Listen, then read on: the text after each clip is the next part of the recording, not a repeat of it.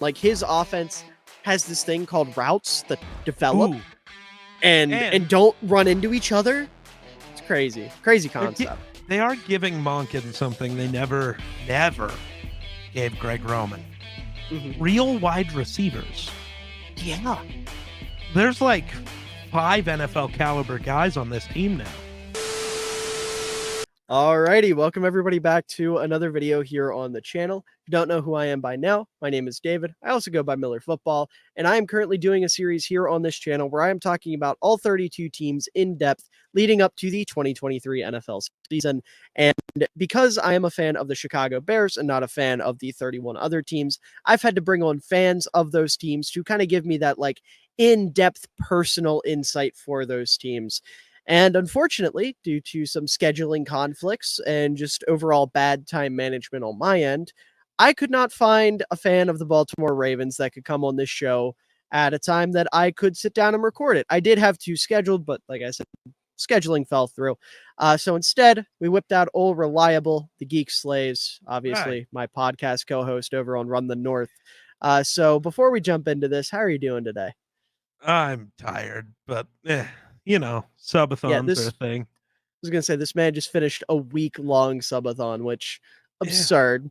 Don't know how a human being does that, but I'm 1/4 as good as Ludwig, so there you go. I'm a quarter Ludwig. Now, if only I had a quarter of his audience. Or just a quarter of his net worth. That'd be pretty nice. Can't lie.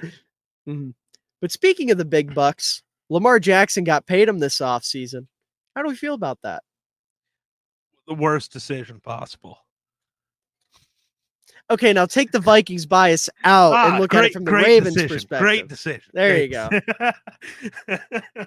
Yeah, sorry, I had to. The one time I have a thing, I talked way too much about maybe Lamar going to Minnesota. I wanted it bad. You were delusional. It's all right. The Ravens wanted Lamar, which is valid. They tried to make it seem like they didn't, though, but paying him was a good choice. I mean, he's one of the probably, 5 or 6 best quarterbacks in the league. Like, give the man his money. I mean, yeah, I don't think there's really much else to say. Lamar, good, win game, deserve money. That's the summary here. But obviously leading up to it, like you said, there was a lot of drama surrounding it. So just to kind of give us more to talk about with the situation, what were your thoughts on like the build up and all the drama surrounding the contract extension? I'm one of the people, I don't know if everybody felt that way. I felt like he was gone. Like he wasn't going to be a Raven. I thought it was over. I didn't know where he was actually going to end up. You know, the biased part of me thought he'd look good in that other shade of purple. The uglier shade of purple. The better shade. But they do have a better. Are you throwing shade at their shade? No, the Ravens have a better overall color palette, but the Vikings purple is better. I like blue. Shocker, the Bears fan likes blue. But no, I thought Lamar was gone, whether that be to Minnesota or Atlanta. Or there was a world where he ended up on the Jets, because if we're not getting Rodgers, I mean, Lamar works too, right? But see, I thought he was going to the Colts if he left. That was my I never saw that one. I did. Because the Colts would have to give up so much when they're already not a good football team. It's Jim Irsay. He wants the big shiny toy. I know, but okay, maybe it was more I think Lamar was gonna like cry and say no. Lamar didn't deserve to go to Indianapolis. No. See, but I really thought Jim Lamar Irsay had the leverage. Shell out. He did, yeah. Because like, okay, we're gonna trade you to the Colts. He just calls Jim Irsay and says, "I'm not signing a contract." Fair. Like I won't. So don't trade for me. And he'd go, "Oh, shucks." And then Jim Irsay would be like, $2 billion. Yeah, I could also see that. Jim Irsay is a wild man. Yeah. But $2 billion, and I will give you half of my guitar collection. You can just own Lucas Oil Stadium. How do we feel? You can just have it. We will sell Jonathan Taylor to you. We do not care about him. True, they don't care You about now Jonathan own Taylor. Jonathan Taylor. I don't know about that. But no, I think it's Jim Irsay. So Jim Irsay's not a bad person. He's kind of a psycho. Not according to like anyone other than Jonathan Taylor who's ever worked for him. He's not a douchebag to his players. He's just got a douchebag aura about him. Oh, well, that's different. Yeah, he takes care of his guys normally. I was gonna say he's good to his players or whatever, but I feel like Jim Irsay would be the type of dude I could not stand a single conversation with. I don't know. We're gonna get Jim Irsay on Run the North now. See how that goes. It'll be a wonderful conversation. It'll be like the Jake's Manning Cast sketch that just came out, where he just sits and talks and talks and talks, and we just have to listen. No, I'll mute him and talk over him. I hold the power here. Sorry, Mr. Millionaire. I don't have time for this. Sorry, Mr. Millionaire. I hold the power here, and that was long and drawn out. We're going to move on. This is my Discord server. You might own the Colts. I own this Discord. Yes. No, but I don't know. I really thought Lamar was ending up somewhere else. And I didn't think the Ravens were going to make the moves necessary for him to even want to stay, which they ended up doing, but I didn't think they would. You know, like I said, I thought if he did leave, it would be for the Colts just because Irsay's crazy enough to give up a bunch of assets for him. But I didn't think he'd end up leaving Baltimore because that team, like, if Lamar leaves, what do you have?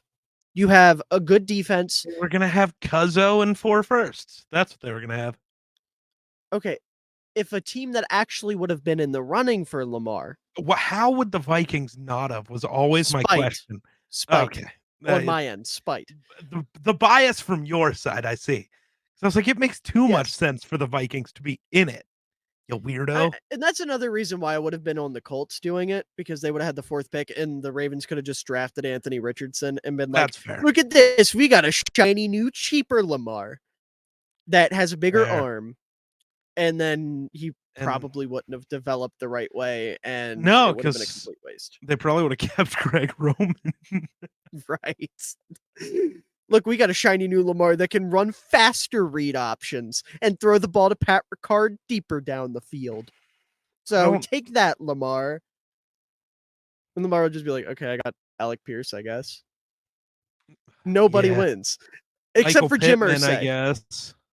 Jim Irsay is the only person who wins in that situation. Jim's feeling great then. Exactly. He's having a good day. Jim Irsay, he's telling his kids he just traded for... I was going to make a joke. I don't know how senile I can make Jim Irsay sound. This is a Ravens video, and we spent half of it just ragging on Jim Irsay. But yeah, no, like I said, I really didn't think Baltimore Colts, same place. Yeah, there you go. There's the connection. There you go. You're welcome. I got you. No, I didn't think Lamar would leave because I didn't think the Colts would have it in them to let him go. I didn't think there would be a world where they'd be able to stomach him not being in Baltimore and really be able to recover from it. So I knew they'd cave eventually. Lamar got a ton of money. He didn't get the fully guaranteed contract like people thought he wanted to, but he got a lot of money. He's happy. The Ravens are happy. He's got some new weapons. And as you mentioned, they fired the bad man, Greg Roman, who I have the most love-hate relationship with possible, is now out of Baltimore. Why do you know have you seen the man run game and how he run game? Pat Ricard. Need I say more? I don't know if that's anything to do with Greg Roman or just the fact, Pat, go hit somebody. Lamar, run that way. Woo, I have good players. They do good. I don't. To me, when I watch it, there's nothing special in the play design. You're not watching Mike McDaniel and Kyle Shanahan. You're watching Lamar make shit work. Or Lamar and Patty Ricard and one of the best offensive lines in football. Fair. Yeah, it works with any running back. So does any scheme. Look at Kyle Shanahan. He made Raheem Mostert into a $20 million man. I will say the one gripe I did have with Ricard's usage with Roman is he really thought Ricard was Kyle Juszczyk, which is scary Like, I don't know if you saw the videos of Ricard lining up at tight end or lining up in the slot and running routes, but that is a 280-pound fullback that's a converted defensive tackle. Please do not put him there. That is not where he belongs. That's where he goes. Put him in the backfield, please. Put him behind the offensive line. The ginormous human like he's CJ Ham. I want to see what happens. They tried it, and it failed miserably. Yeah, Ricard cannot run a route to save his life. Love Ricard. Love him to death. I adore that man. And it did break my heart when I thought they were going to play him at guard, but he's listed as a fullback on the depth chart. So we are safe. He has been saved by something. Divine intervention. Be starting at guard, but he's listed as a fullback. I mean, he might as well. Their left guard's dog shit. We're getting too ahead of ourselves here. Greg Roman gone. This is a good thing. Geek, why is this a good thing? Where do you want me to start? Like, actually, though, where do you want me to start? Wherever you would like.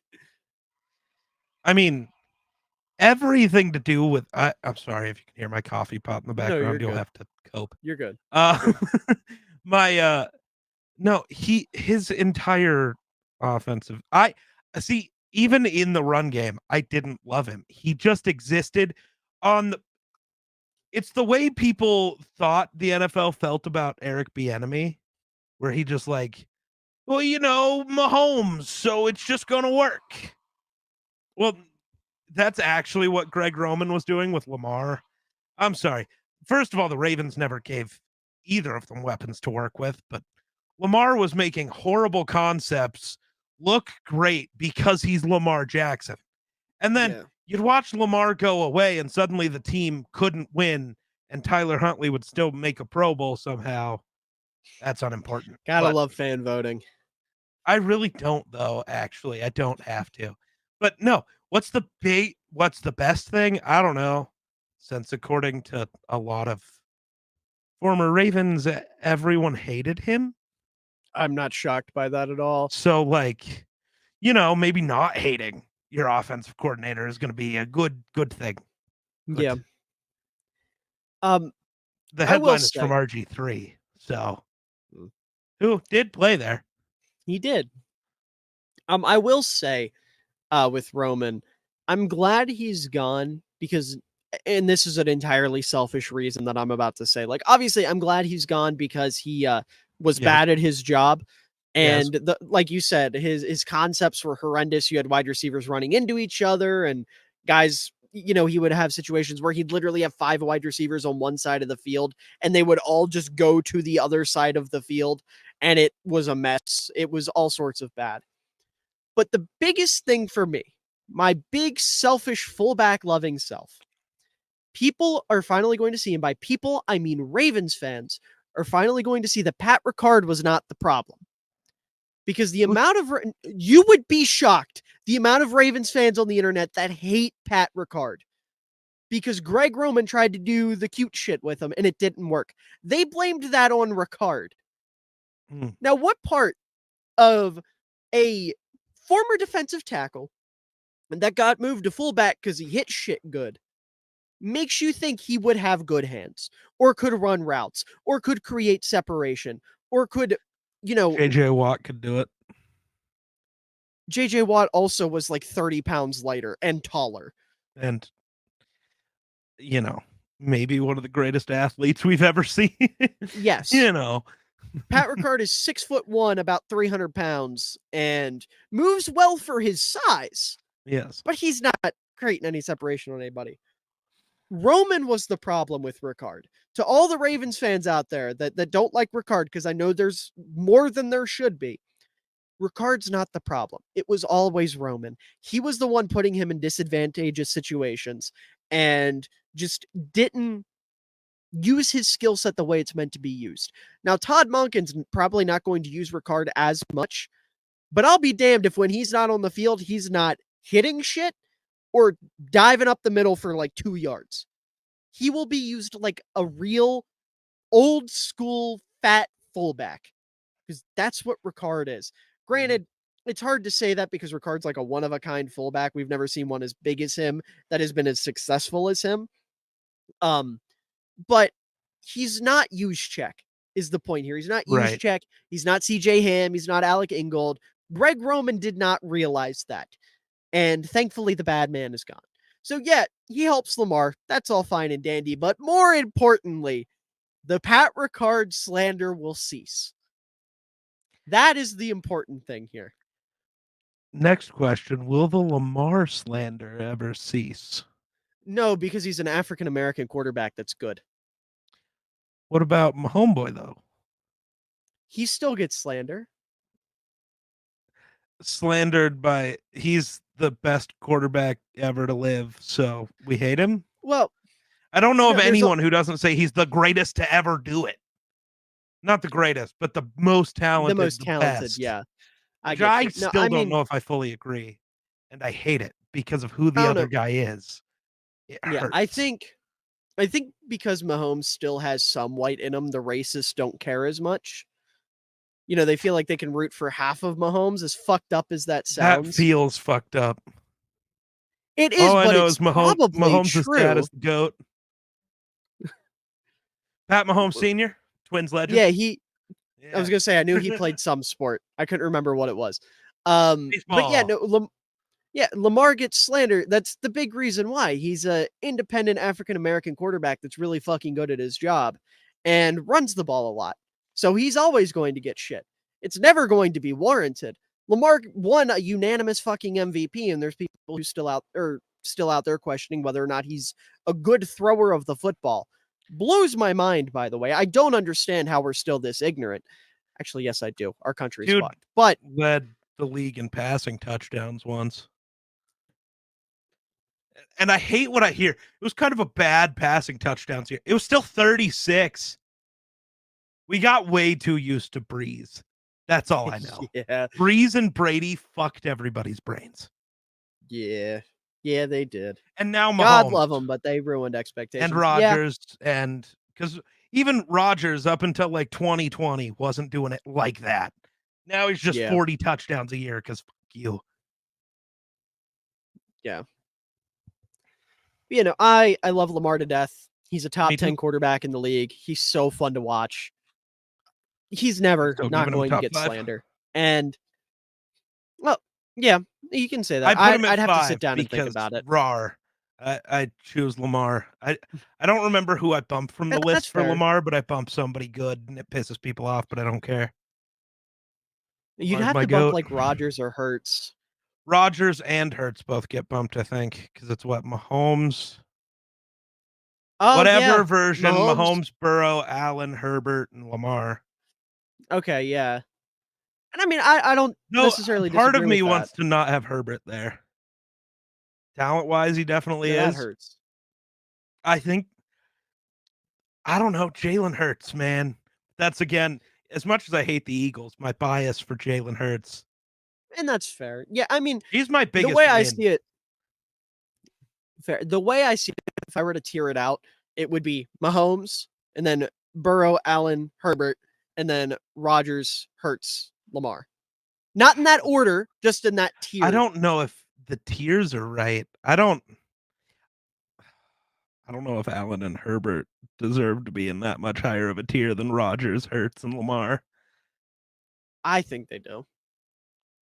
You know me, I'm a big Herbert guy. None of that's important here, but yeah. Right. The point is, Lamar's one of the best quarterbacks Lamar's in football. Great. He has been for a while now.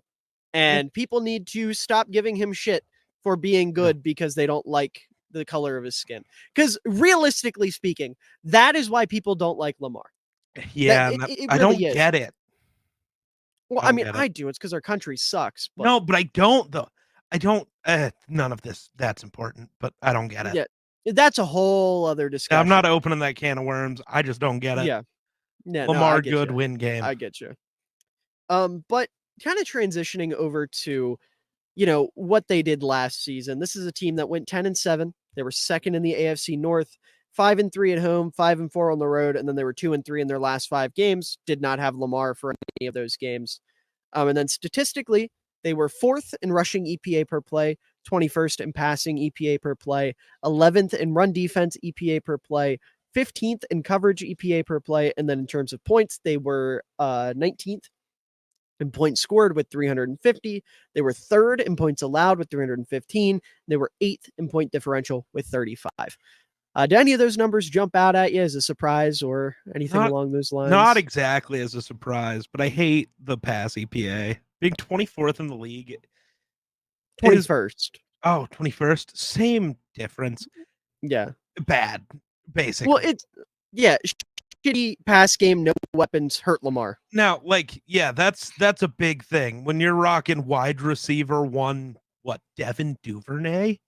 At one point in the season. And I like Devin Duvernay.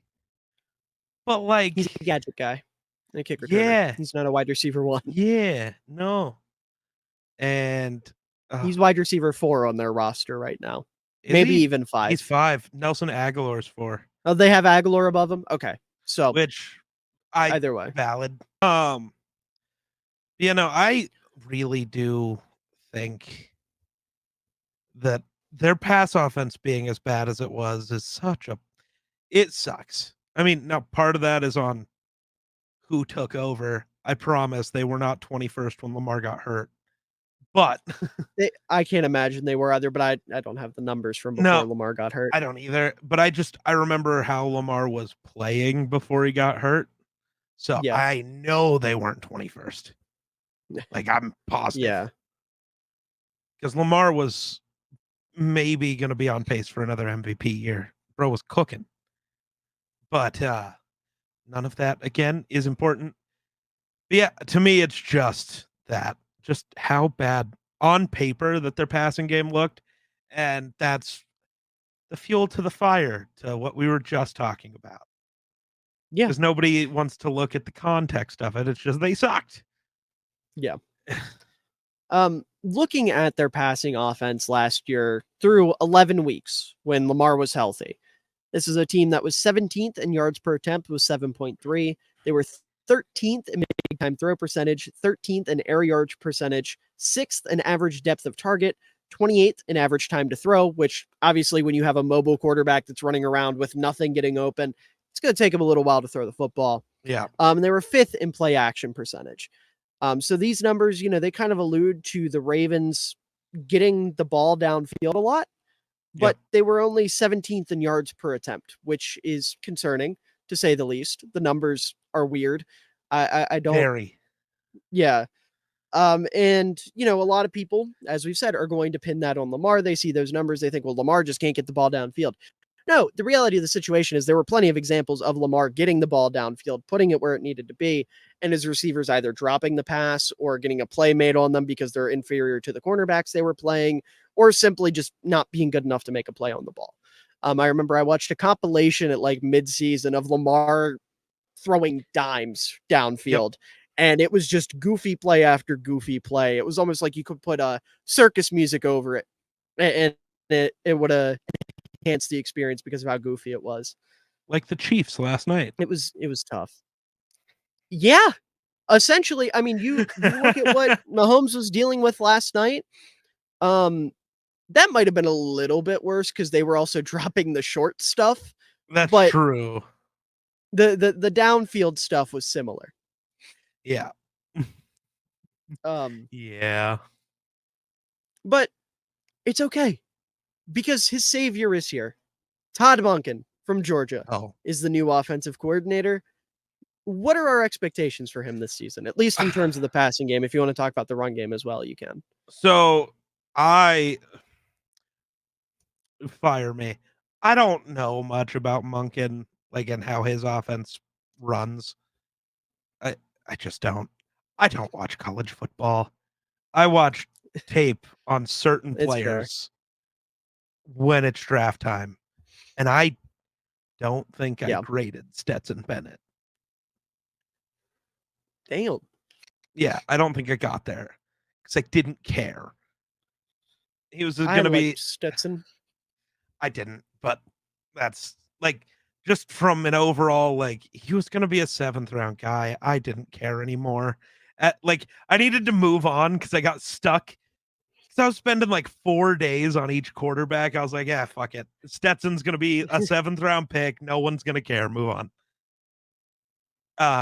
And Maybe I look like an asshole later. None of that matters. But what I do know is it's not going to be like the Greg Roman offense. So Lamar's probably not rushing for 1,000 yards again. That's good. You Yes. don't want your Very good. quarterback to rush for 1,000 yards. Not really. Nope. I hope that their running backs figure it out. I hope J.K. Dobbins is good again. Yeah. I don't know what's going on there. J.K. Dobbins frustrates me because he has all the makings of a running back I would adore. Like, his vision is on point. He's got a little bit of toughness and physicality to him. He's got enough juice to make plays, even if he's not the fastest guy in the But he world. doesn't anymore. He Right. lost his second gear. Yeah. And it sucks. And he's holding out, right? Or he was. I don't know if he still is. I don't know. I should have kept up with that situation. He was at some point early in the offseason at least threatening to hold out, which was so weird. Because, like, dude, what have you proven to have any leverage? I mean, like, he's been pretty good. He's been okay. And he's been hurt. I mean, in his career, he inconsistent. averages 5.9 yards a carry. And that's what everyone jumps to. But like, no, like, has he had a 1,000-yard season? 805 in 2020, where they didn't give him a single. He had one start, and he had 805 yards. 134 carries. Yeah, because then he tore his. Because at the end of that year, I think it was his first start where he tore his Achilles or his ACL, whatever he tore, and then he missed the entire next year. Came back last year, had 520 yards in 8 games. Yeah, it's been an unfortunate situation, but he didn't have. Not. Right. He doesn't have leverage like that. Right. He's good, but he's not great. If you're at this point, we could go on a whole other tirade about the running back market. If you're not Josh Jacobs, Saquon Barkley, Jonathan Taylor, you don't have any leverage right now, dude. It's a tough and time even for when running you're backs. those guys, you don't hardly have leverage. Right. You just exist. Yeah, like Saquon got paid because he is the Giants' offense. Josh Jacobs got paid because the Raiders have literally nothing else going for them. Jonathan Taylor's still fighting tooth and nail. So I always forget Tay's there because he's the poor guy's stuck. Yeah, but I just have to keep bashing it into your head. Tay. Trade Tay to Baltimore. Nah, Minnesota. Thank you. You don't need I anything else. I want to see 17 and 18. Thank you. You don't need anything else. Imagine that duo, though. I don't want to. Because I enjoy living. Well, I don't enjoy Bears fans seeming so happy, so we gotta knock them down a peg. All right, anyways, let's talk about the Ravens. That's what we're here to talk about, not your bum ass team. Hey, but yeah, Todd Monk and his passing offense is going to be legions better than Greg Roman. Like, his offense has this thing called routes that develop and don't run into each other.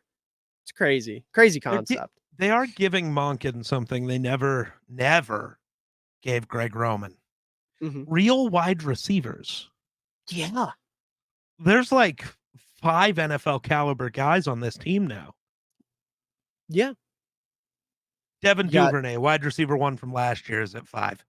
Yeah. I mean, you've got OBJ coming over, and even though I'm not a huge fan, he's still better than anything the Ravens have had in recent memory. Yeah. Rashad Bateman is healthy, knock on wood. Nelson Aguilar is fine as your 4th receiver. And of course, you got Zay Flowers, who I thought was the 2nd best receiver in this class behind Jackson and Jigba. Still love that was his name on draft night. I will never forget that. Dude, I remember scrolling like, wait, is there another guy? This isn't right. Right. But yeah, it's great. And another thing I really like, and I'm stealing this point from Brett Coleman a little bit. He has seen like Greg Roman's playbooks and knows what is in them. And Greg Roman had a lot of good shit in his playbooks. He just never knew when to use it or how to use it. Like, he was a terrible play caller. Todd Monken has a lot of the same stuff, but he knows when to use it. He knows when to run X play, and then he knows how to take Y play and make that as a counterpunch to X play. So the defense thinks you're running X play, but really you're running Y play. Like, this is basic offensive coordinator and play calling 101, but it's crazy that this is like foreign to the Ravens, at least in the last 7 years or however long Greg Roman was in Baltimore. It's a crazy concept, I know, but this is an offense that can work. You can throw the football, and receivers will be able to get open and not run into each other. Yeah. It's wonderful. It's Yeah, that's absolutely all I have. wonderful. Yeah. Plus, And they then have 2 really good tight ends. Don't oh forget my Marky god, yeah. Mark, and I love Isaiah Likely. I do too. Isaiah Likely is the rare non-great blocker tight end that I'm a fan of. Granted, he tries. Yeah. That's the big thing. I've been talking up the Ravens all offseason, you know that. Mhm. I had Yeah. them pegged as my dark horse Super Bowl pick. Mhm. The more I just sit here and look at their roster, though, the more I feel so much better the more I just look at it. Like, Like, actually. genuinely speaking, the only position on the entirety of their offense I'm worried about is their left guard. And I don't know if I am, because John Simpson, I don't know if I'm thinking of the right I'll person, put so it that I'm way. I'll gonna put it look. this way. That's the only position I'm not confident in. Sure. Like, I wouldn't say I'm worried about it. Like, I don't think that'll be their downfall. But everywhere else, their receiver room, even if a guy or two goes down, they have solid depth. Their running back room, no matter what, is going to be fine. They've got like 5 guys back there. Lamar's going to be Lamar. Their tight ends are great. I think they got 3 nice tight ends. I like Charlie Kolar a little bit. And the rest of their offensive line's really solid. Their tackles are great. Tyler Linderbaum's awesome. Yeah. Who's their other guard? Why am I blanking? Kevin Zeitler is really nice. Zeitler, yeah. Zeitler, whatever. I don't know. He good. He good. Like there's not a lot to worry about offensively with this team. It's awesome. It's almost like they realize they have a really good quarterback and maybe they should like help him. Oh wow, what's that like? Well, you don't have a really good quarterback to help. We got him a lot of help though. He does have a lot of help. I don't He's just know. not Yeah. really good. He's pretty good. He's a high. He does his thing. He's a guy. It's Kirkover. That's all I know. But yeah, looking at their run splits from last year, and then we'll look at the kind of like what Monken averages here. They were 25th in outside zone with 14% of their run plays. No surprise there. They were 30th in inside zone with 8% of their run plays, which caught me off guard because this is a team that runs a fuck ton of pistol and they have a mobile quarterback. Inside zone helps out with that a lot. Inside zone is great to run out of pistol, and you can run a lot of read options and shit off of inside zone. So I'm surprised they were so low there. They were 23rd in duo. They were first in power by a lot. They ran at 24% of their offensive snaps.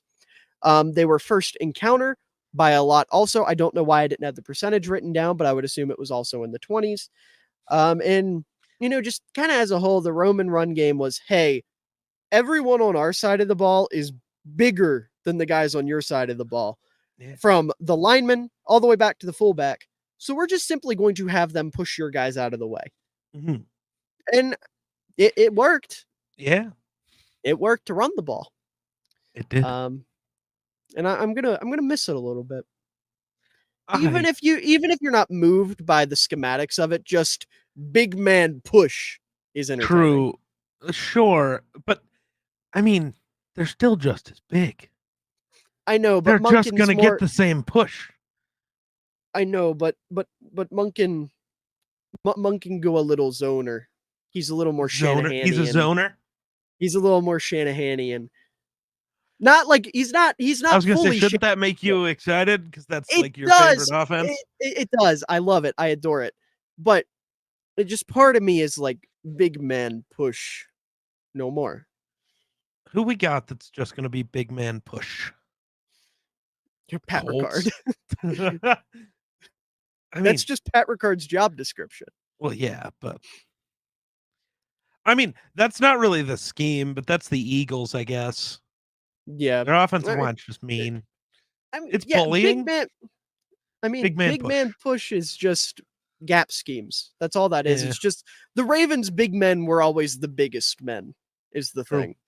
So it's a little sad, but hey, now big man move. That could be exciting.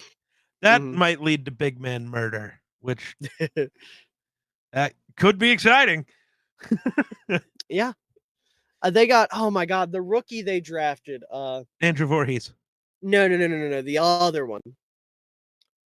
Luavu, I think is how you say his name. He was like a 7th rounder. Did he get cut? Oh no, he didn't. No, he didn't. Okay. Malasala, I think. Yeah, like 3 names. Yeah. I can't pronounce a single one So of them. he played tackle in college, and they kick him inside to guard. And just that man is like Daniel Falele big.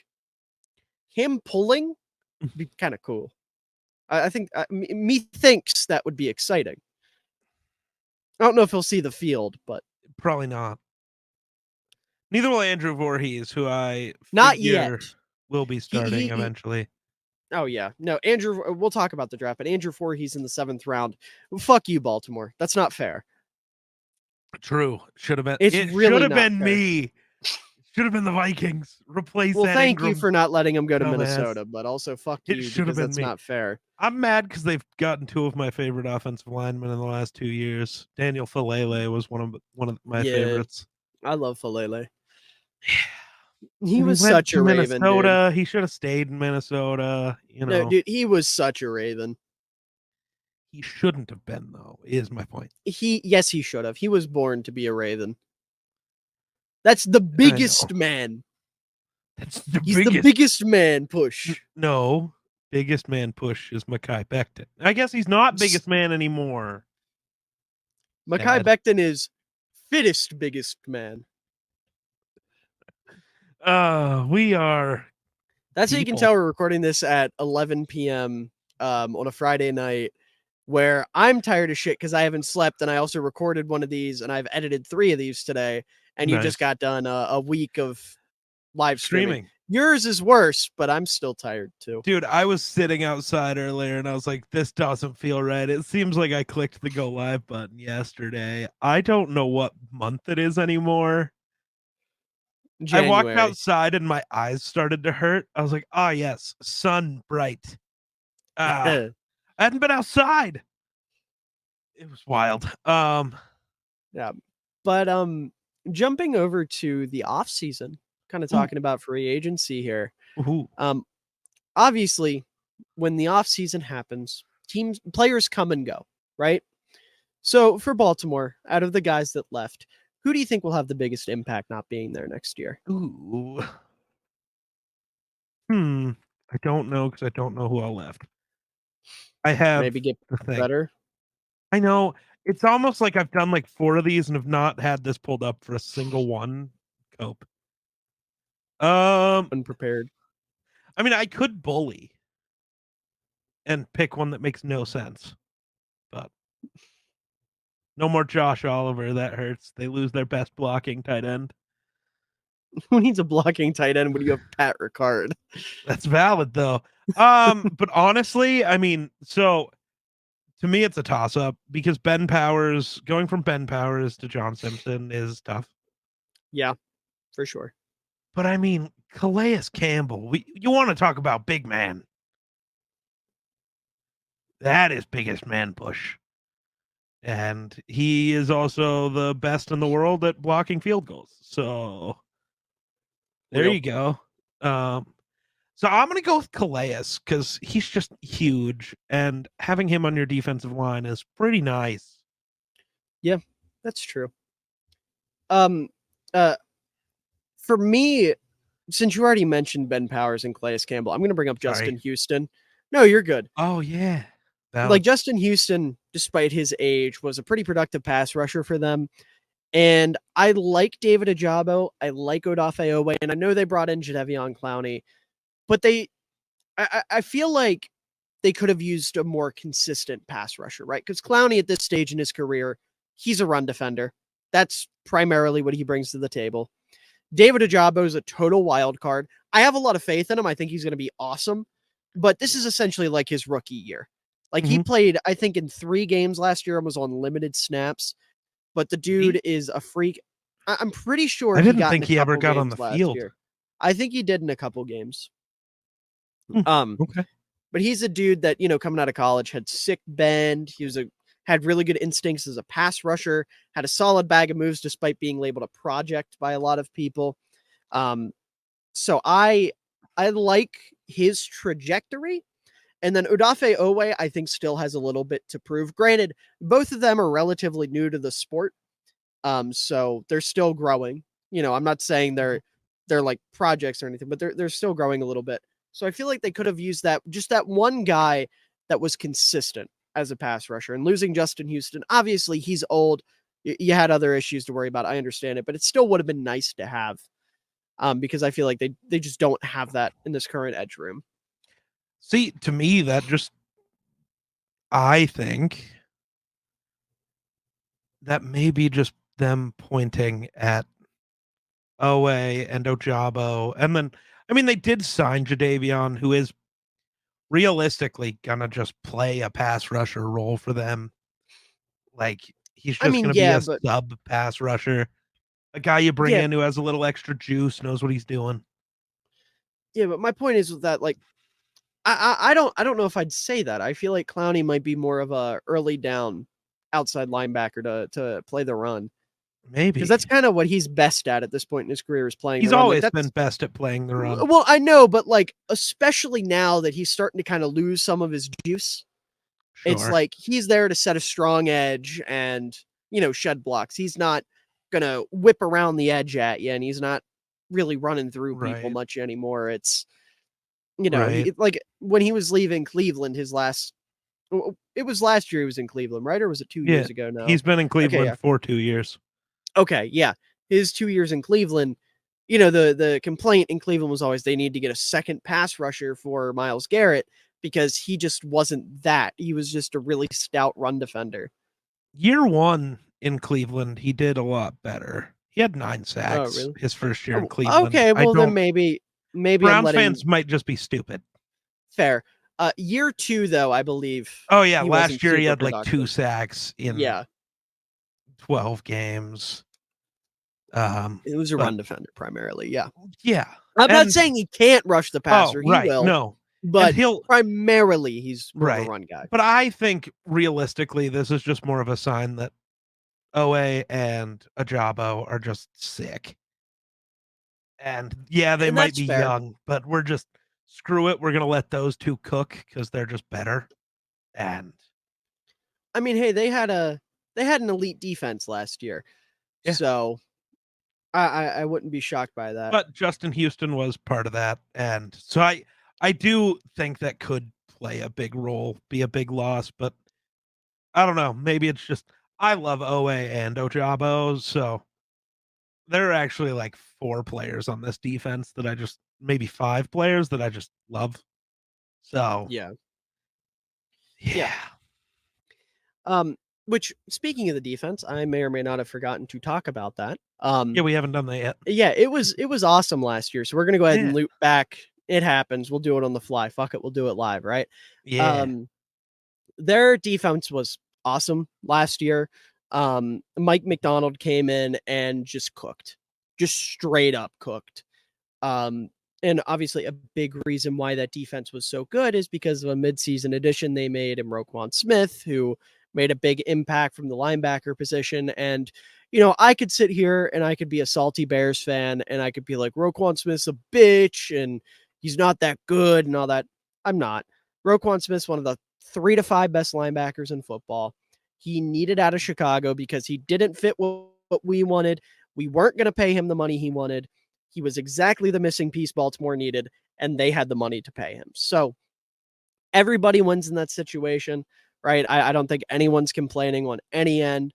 I'm happy with Tremaine Edmonds. Is he as good as Roquan Smith? No. Does he fit what Matt Eberflus wants in a Mike linebacker better? Certainly. And that's the big difference there. I will say I'm a little salty that Roquan Smith became a consensus top 3 linebacker the minute he left Chicago, because that's wild. He's just as good as he was in Chicago. I don't know why this wasn't a consensus take before he left, but it is what it is. I'm happy to see the guy get his flowers, even if I wasn't super happy with how he handled his whole situation and some of the talking he did after the fact. But that's in the past. Roquan's a Raven now. He's wearing number 0. Thank God they got him out of 18 because, oh my God, that made me want to puke. I hated that. I don't understand how you let a linebacker wear 18. It's not a linebacker number. That's a quarterback or a wide receiver, and that's it. I don't know. But defense, very good. I like what they're cooking. In terms of coverage last year, this is a team that was 6th in cover 0. And, cover 0 kind of has this reputation in the NFL's like last ditch effort, right? 3rd and long, you really want to get pressure on the quarterback, you send the house at him. The Ravens didn't use it like that. They were really good at like the nuances of it and really good at executing it. So they just whip it out whenever they felt like it and it would work, which is wild. All right, buddy.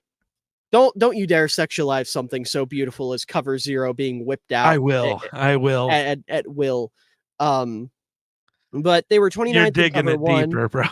They were 19th in cover 2. They were 13th in cover 3. They were 14th in quarters. They were 7th in quarter half, which makes a lot of sense. There's a lot of like Saban influence in this defense. Then they were 24th in cover 2 man, cover 5, whatever you want to call it. So coverage wise, it was very heavy in like match zone. That the principles of like a match zone defense were very, very apparent in this defense. They Mike McDonald, I almost called him Mike McDaniel. Mike McDonald clearly stressed the importance of that for this defense, and it worked out very well. Obviously, it was great, I think it was great in coverage. What did I say the EP? It was top half of the league, 15th, good enough. Okay. And then in terms of blitzing, they didn't blitz, or actually, no, I'm sorry, they did blitz a lot. I read that completely wrong. They were 5th in blitz percentage on 3rd and short. They were 11th in blitz percentage on 3rd and medium, and they were 4th in blitz percentage on 3rd and long. And, it just felt like they didn't trust their guys to get home on 3rd down. They didn't think they could win with 4, so they'd send guys like Roquan Smith or Patrick Queen, who's an awesome blitzer as an off-ball linebacker, kind of like one of the 2 things he can do. So it made sense. And they also had a ton of faith in the back end of their defense to really hold up, as shown by all of the cover 0 they ran and how much they liked that and went to it in non-desperation situations. So all that to say, this defense is pretty fucking sick. Yeah. I think that's the best way to put it. It's a good way, yeah. I don't know. Do you have any thoughts you want to add here before we go back to free agency? So, well, speaking kind of free agency, okay, I'm curious about how that back end of this defense is gonna fare this year. Yeah, it's interesting. They've got Marcus Peters and Kyle Fuller are both gone. Right. So you got you have Marlon Humphrey, who's out currently. I almost called him Marshawn Lattimore. Jesus. Yikes. Yeah, and then Rock Yassin and Ronald Darby? Hurt? Yassin, Ronald Darby, Jalen Armour-Davis, and then Trayvon Mullen, who's also injured at the moment. I mean, maybe. Well, no, that's what it is. I just don't know what he's injured with, and I don't know. Marlon Humphrey is out for a while. He had foot surgery. Oh shit! I had no idea about that. That's no bueno. So as of right now, they're going into week 1 with let me get back here. Week 1, it's going to be Rock Yassin, Ronald Darby, Jalen Armour-Davis, Arthur Mollett, and Kavon Seymour. Ooh. I think Jalen Armour-Davis could be pretty good. You're going to throw him to the fire real quick. I mean, I know it's year 2, but corners either are really good, really fast, or it takes a little bit of time. That's tough. That's really tough. Yeah, Trayvon Mullen is another guy who I know they hope would be good. Yeah. But he's out as of right now, too. Did Caillou Blue Kelly make the final 53? Doesn't appear to have. Damn, he must have sucked in camp.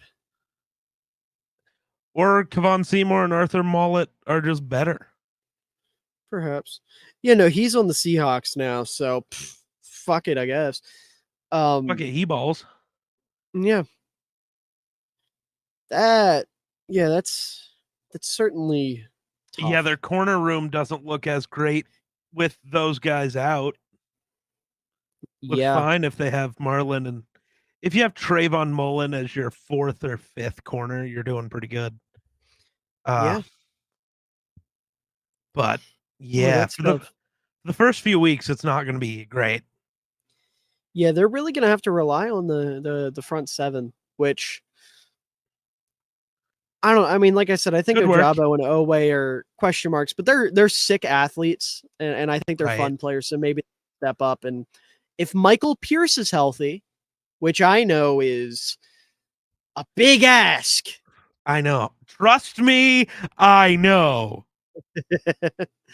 But hey, listen, if Michael Pierce isn't healthy, thankfully, they have a member of the 2023 Miller Football All Agenda team on their roster.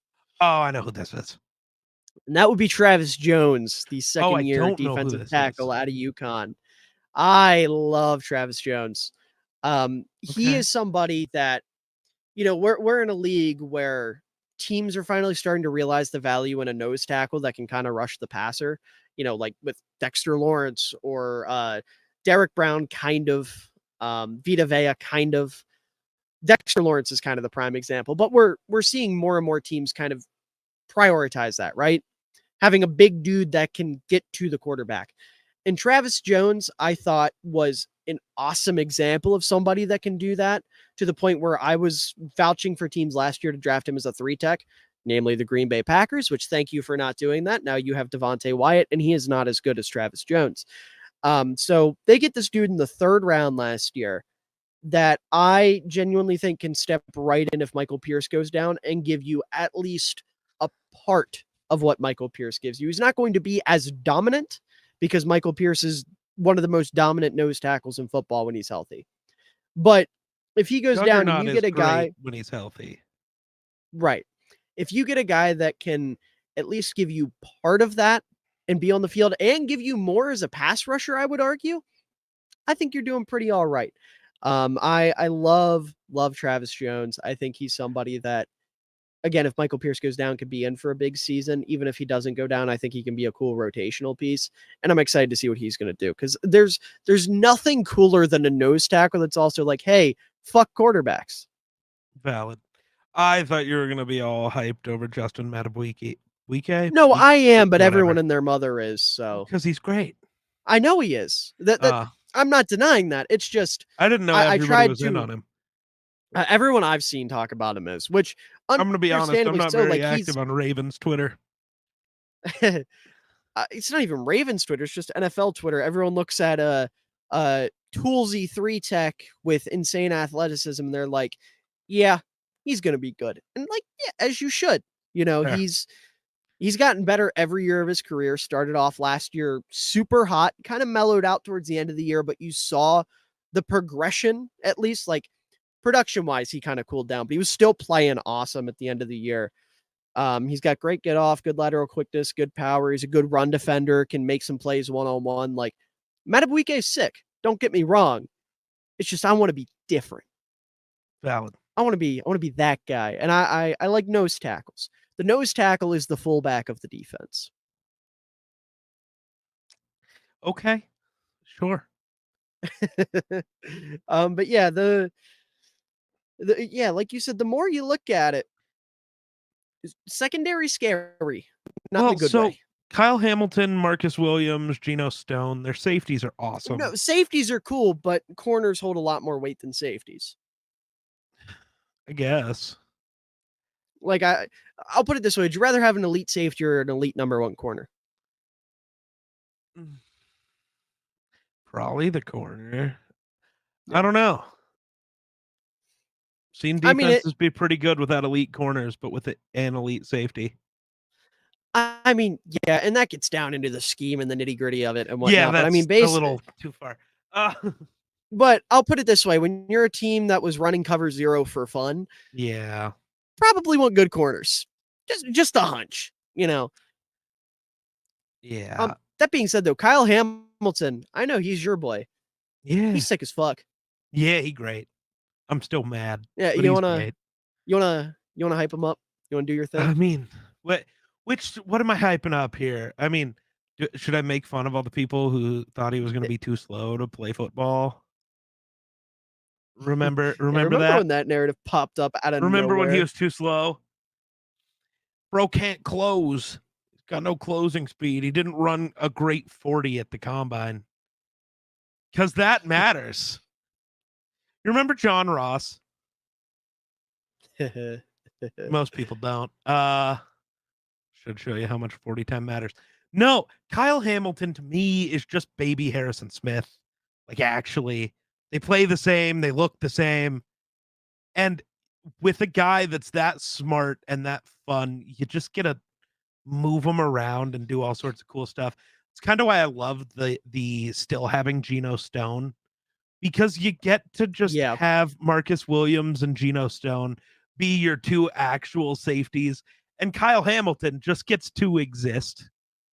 Like, he'll line up as your he's nickel a corner defensive sometimes. He's going to play linebacker. He's going to blitz randomly. Mhm, I wonder if he's the next guy labeled Blitz Boy. Probably. Eventually he maybe. will get that label. Um, but no, It's a I badge of love honor. Kyle Hamilton. He's so great. Hate that he wears number 14. Bugs me. I like it. It Bro looks cool in the hates Ravens font. this guy. The 4 looks a lot cooler than the 8 in their font on their jersey.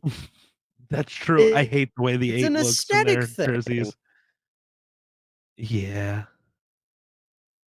Yeah, I get it's it, but goofy I just looking. don't like a number in the Plus, like, teens 14 was as his a college secondary number. player. I don't I still don't care. I mean, I usually don't either, but well, I don't either know. way, I don't know what he could Kyle have Hamilton's worn pretty that would cool. have been sick, but 0 would have been cool. Can't wear 44. No. Yeah, but then Roquan's still wearing 18, and that's icky. Or Roquan could, I don't know, go to like 24's 56. I I think don't know what he Tyus Bowser wore. wears 56. Ooh, that is a problem, isn't it? Roquan can just give him $1. Here you Um, go. You know how NFL $1. players do, they Sure. pay for jersey numbers. Um, I don't know, it's Tyus Bowser, bro. But what did Roquan wear? yeah. 58? 58. Yeah, Roquan wore 58 in Chicago. And that's Michael Pierce's I forget what number. he wore in college. I don't know if you want to fight the Yeah. juggernaut No, Roquan would over a not win. number, There's one thing Roquan's not good at. It's taking on people that are bigger than him. including Carson Wentz. Yes. Still my That's favorite when I player knew from his last time as a year. Bear was over. That's when I knew it was over for him in Chicago. I'm not joking. I knew in that moment, yeah, he's getting traded. Roquan Not because Smith the wore play was 3 bad. That's right. I knew he wore a single and digit number, but I couldn't remember what 7. it was. Who the hell's this? No, he just wore 3. I don't know who this Well, picture of some dude that's wearing his number evil 7 is. twin, Soquan Riff Oh, okay. Sure. or Remith. Remith. Sure. Remith? I don't know, man. Dude, I don't know what you're on about. What I do know is, yeah, I don't know if he would have got number 3 away from OBJ either. I don't know. Well, Roquan was there first.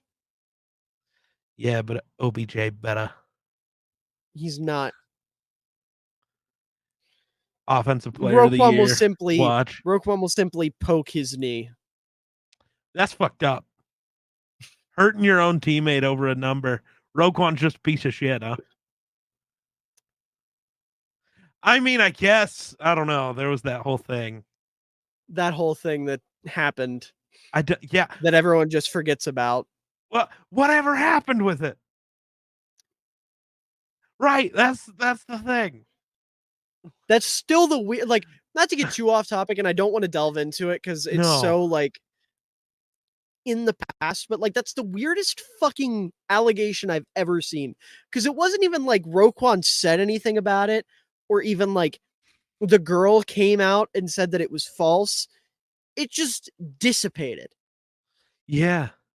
The Bears never even acknowledged it. Nobody did. That's what I'm saying. It was on Twitter, and that was it. Twitter and TikTok. Yeah. I don't even think I saw a single Bears beat writer acknowledge it.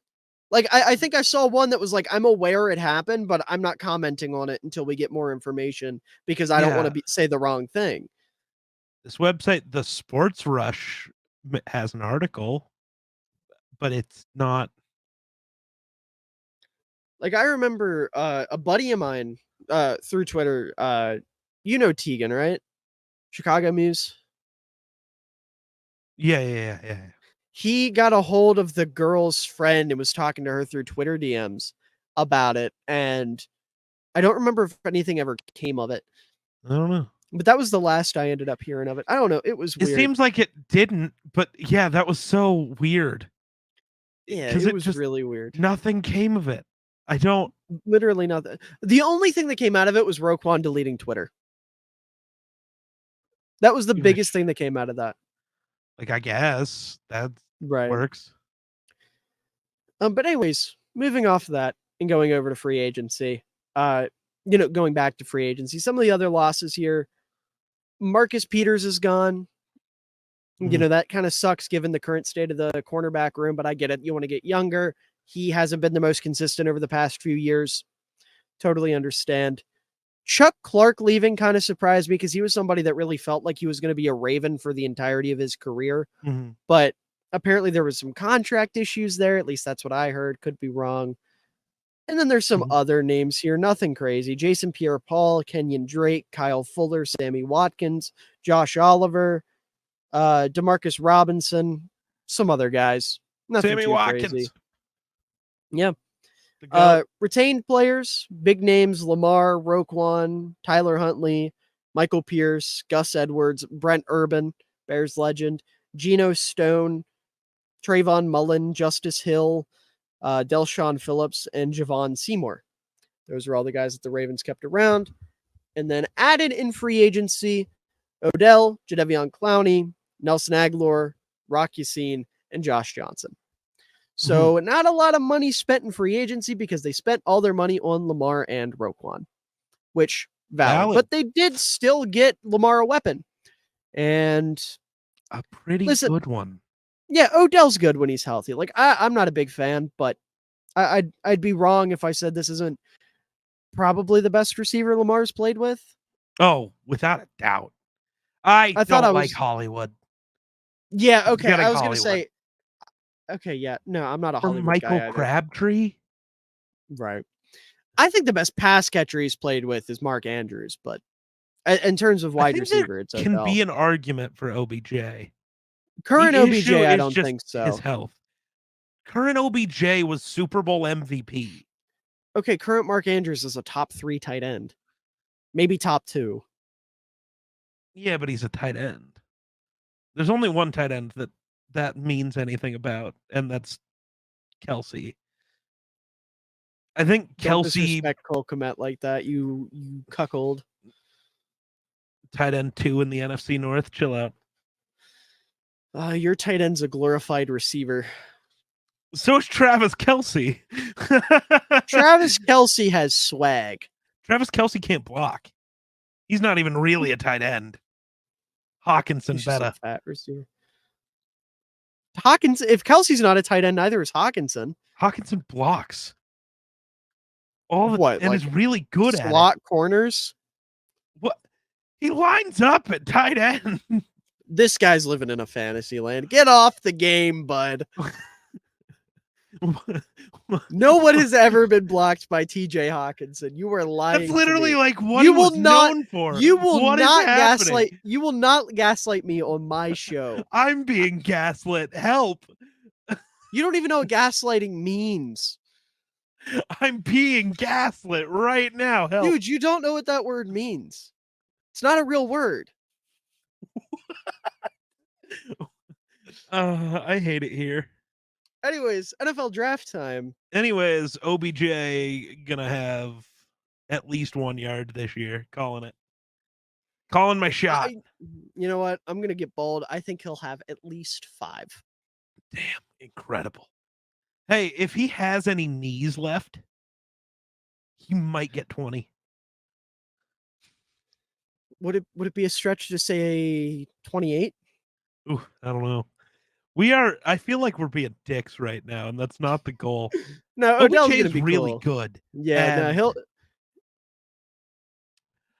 probably 1,000-yard receiver in Baltimore if we're being real. Yeah, because this is gonna be If he the stays best healthy. quarterback he's ever played with. Yeah, if For he's a healthy, real amount of time.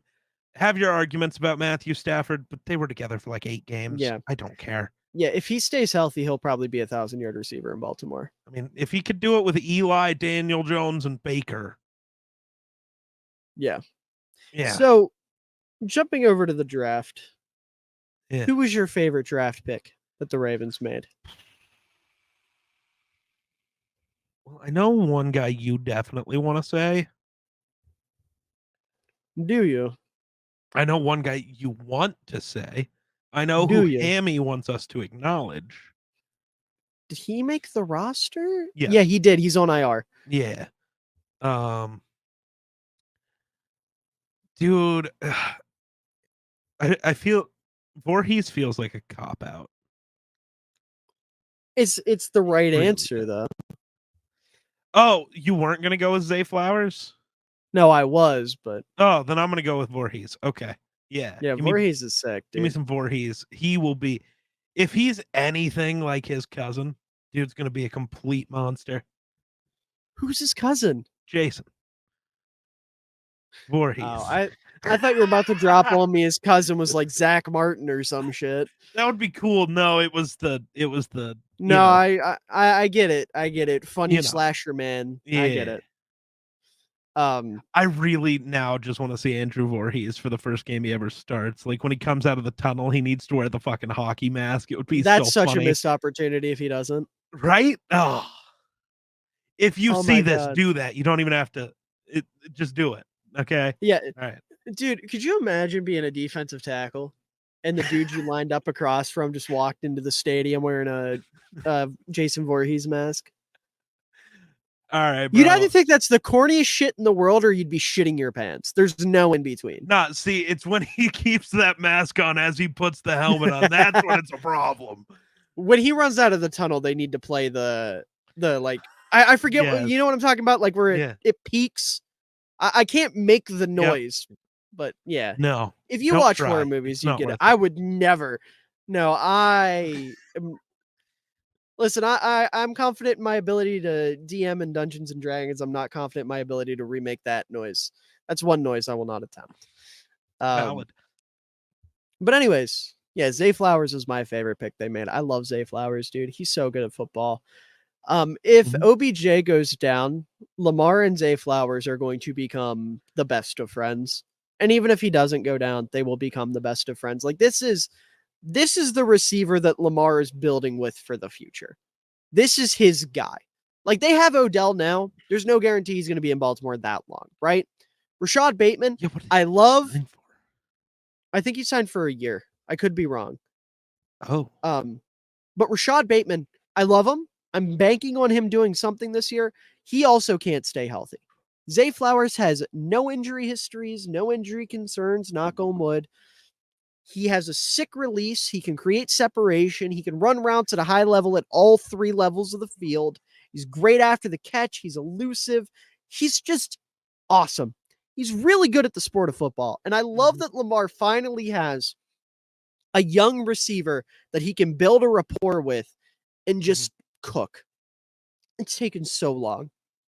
Like that was supposed to be Hollywood, but he wasn't good.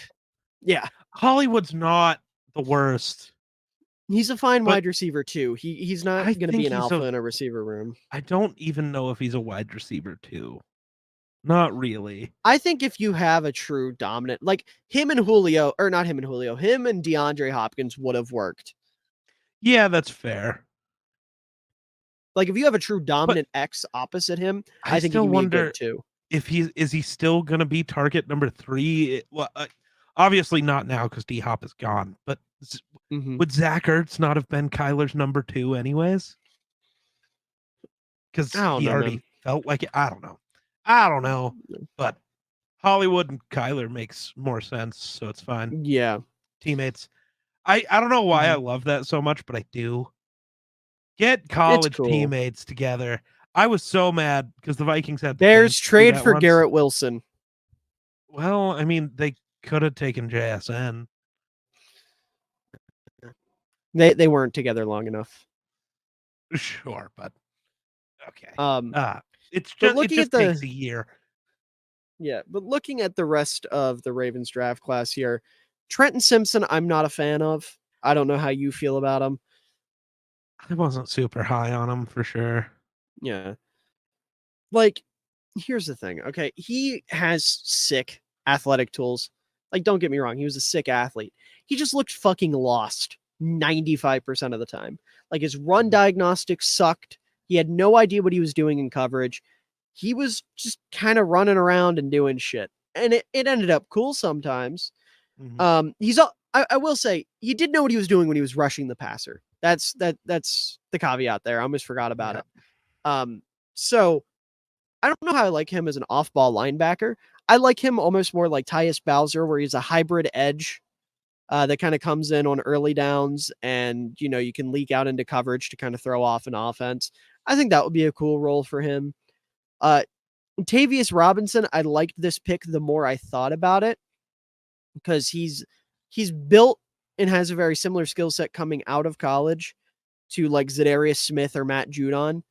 He's lengthy, Mhm. he's athletic, he's smart, he's a really good run defender. He fits their mold really well, so I thought that was a cool pick. And then Salalalu, I don't know how to say his name. I hit 2/3 of it there, I think. I like him a lot because he's a big dude. He's playing guard, kicks inside. Like he's going to be fun as a depth lineman. Maybe he ends up starting over John Simpson at some point if they want to try something different. Who knows? Crazier Yeah. shit's happened. They're really good at developing offensive linemen in Baltimore and making them work. So who knows? And then UDFA's got to mention Keaton Mitchell, super explosive kid. Shout out Hammy. And then Dante Demas was another guy they landed that I thought was a really cool pickup. He's somebody that probably would have gotten drafted had he not had such a shitty injury history. But he's super talented, super explosive. I'm curious to see what they can do with him. Obviously, he's like, I don't even know if he made the final 53. He might be a I practice squad guy. don't see him, but Well, I had him written down early in the summer when I was supposed to record this back in July. So yeah. excuse my notes if they're not up to date. But yeah, I overall liked what they did with their draft. Obviously, you mentioned Andrew Voorhees, crazy steal. Had like a second round grade on him. They got him in the 7th round because why not? Right? Yeah, Um, I think specifically just like Voorhees and Zay is like pretty good, you know. yeah, just those two alone is a sick draft haul. You got them in the 1st and 7th round. Yeah, and if Trenton Simpson can be like any good and like it's possible because Patty Queen has not been great. Like there's a world where Yeah, Trenton Simpson takes that job. and he could do that just fine because Pat Queen is Yeah. not good. Um, It's so but yeah, unfortunate. I like their draft. But Yeah. kind of wrapping up here, moving over to our expectations for this season. Geek, record wise, how are we feeling, and who are you most Ooh. excited to watch this year? Never allowed cop outs. You know what? I'm going half cop out anyways though. It's OBJ, dude. I don't Fair. I don't care. OBJ to me is always like it's always been a thing. Not always, because I was still an adult when almost.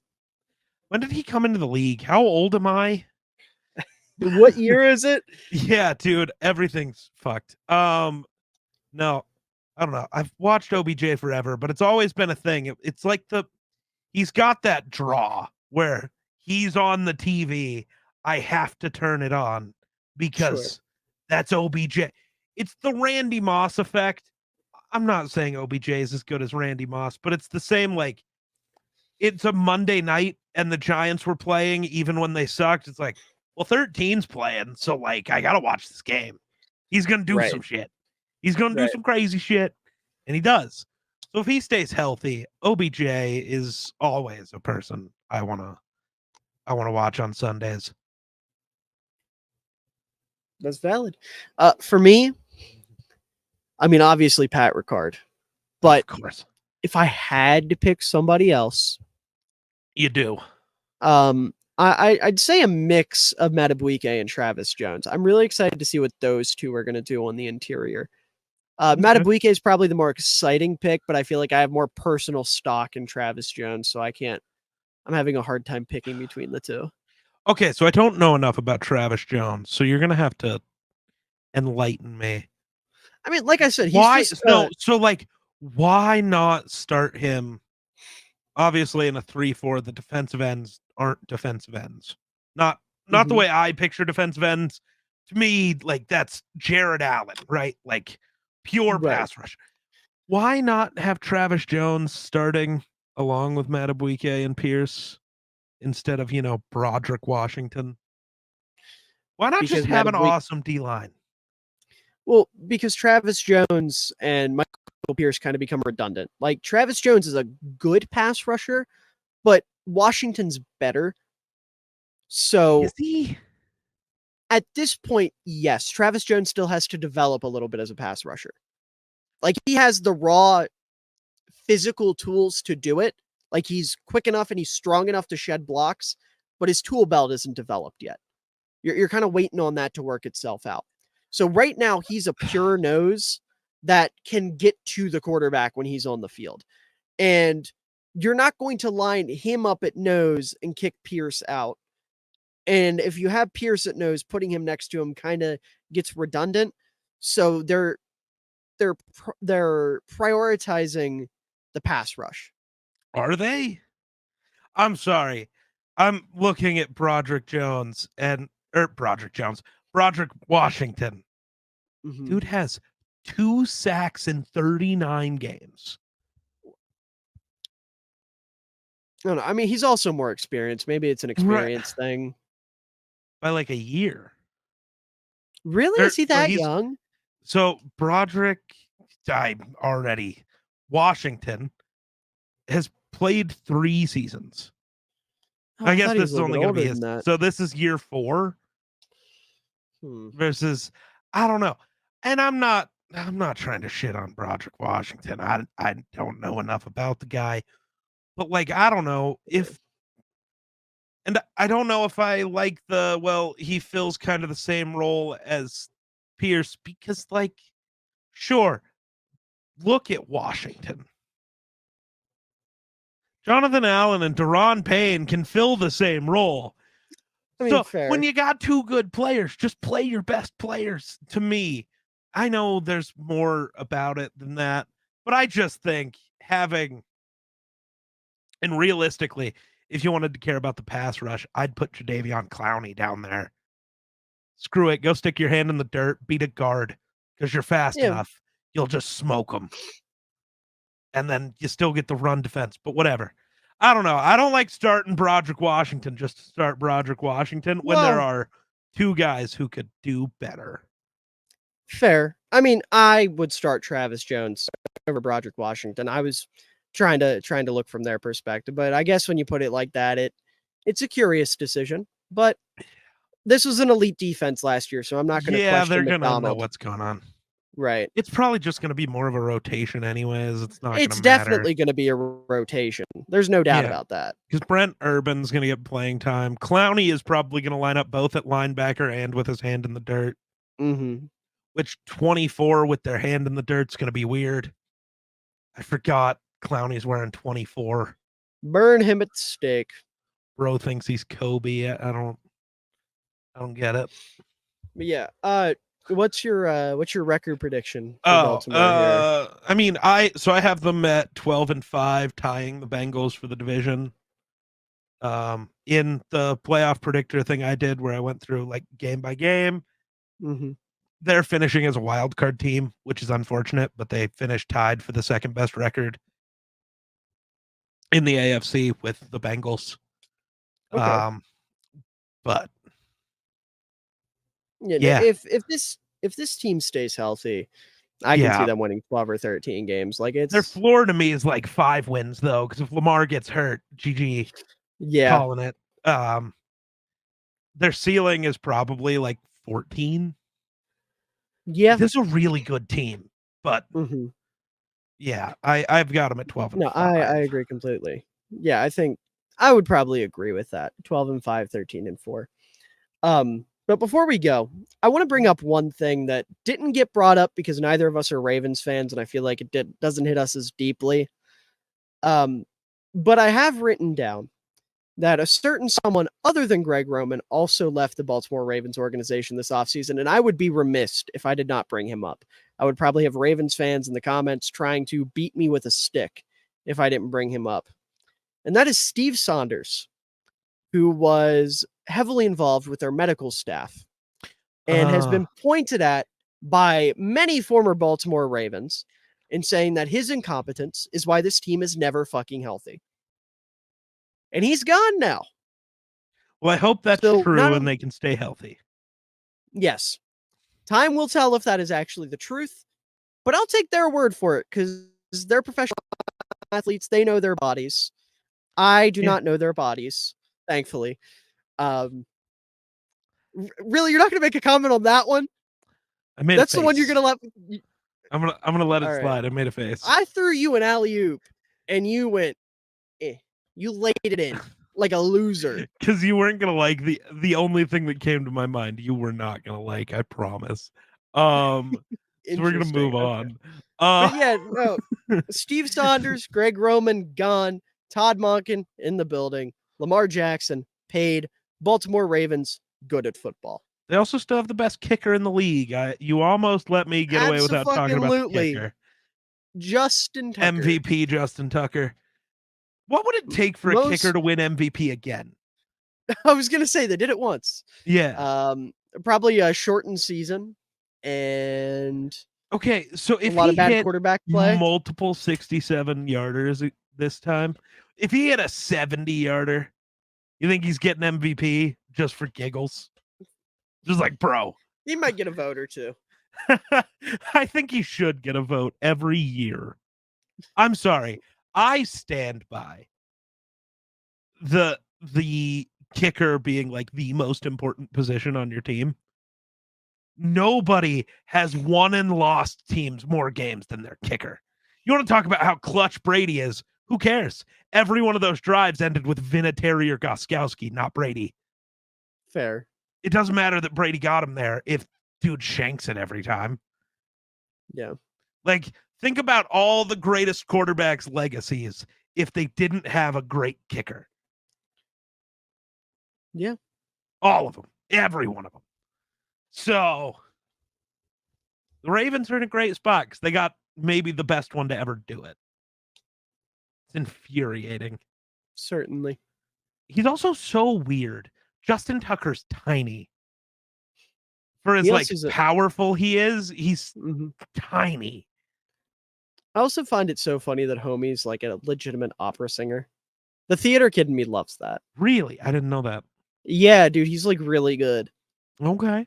It's crazy. Also, I have a personal vendetta against Justin Tucker. Kinda. Why? He went to Was Texas. he meant to be a Viking? No, he went to Texas. As a pretend Oklahoma fan, because like I said, I don't actually watch college football. But I know the rules, so I just dislike players from Texas by rule. But I can't with Justin Tucker because like I'm the kicker guy and he's great. But like somebody should dethrone him. I'm glad no elite fullbacks went to Duke. Fair. Any elite fullbacks go to Texas? Roschon Johnson. Not a fullback. If he is, then you should be worried about the other guy there. I mean, he played a lot of fullback for Texas. Bears are going to have to pick one eventually. No, he played a lot of fullback at Texas last year. They would line him and Bijan up in the backfield together and say, Roschon, go block. Hey, if it works, bro. It did.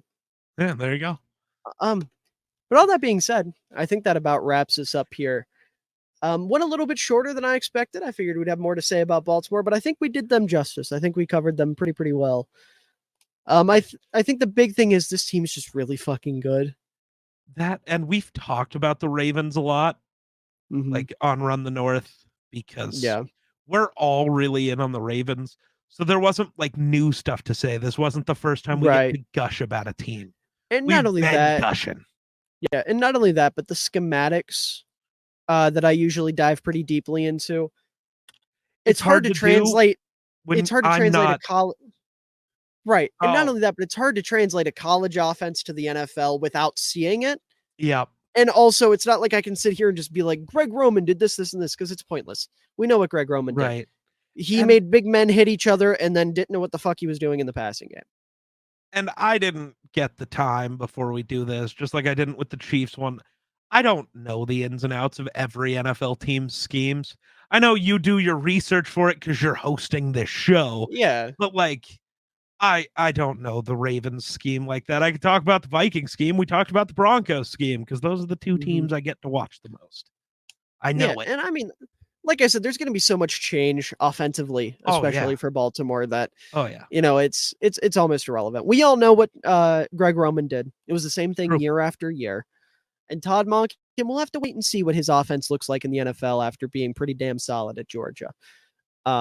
But at the very least, you can take solace in knowing it will be nothing like Greg Roman's scheme. And that can only be better good. Or worse. Well, yeah, listen, Ravens fans, you wanted change and you're getting it. Like Geek said, for better or worse. Yes. But all that being said, I do think that about wraps us up here. So Geek, if you'd like to plug anything, by all means, the floor is yours. I mean, I'm sure everybody here knows me, but follow me everywhere at TheGeekSlays. By the time you're watching this, I'm probably live on Twitch again for some reason because I'm just a person. You're a masochist. Yeah. Actually, though.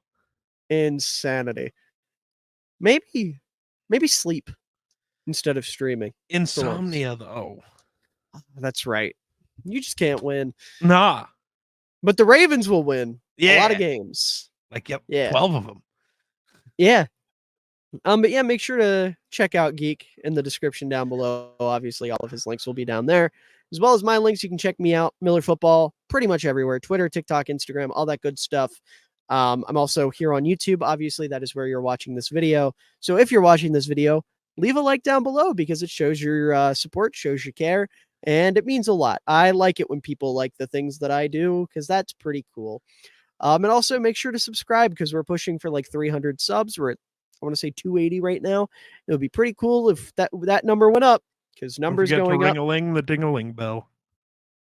It's important. Do that as well.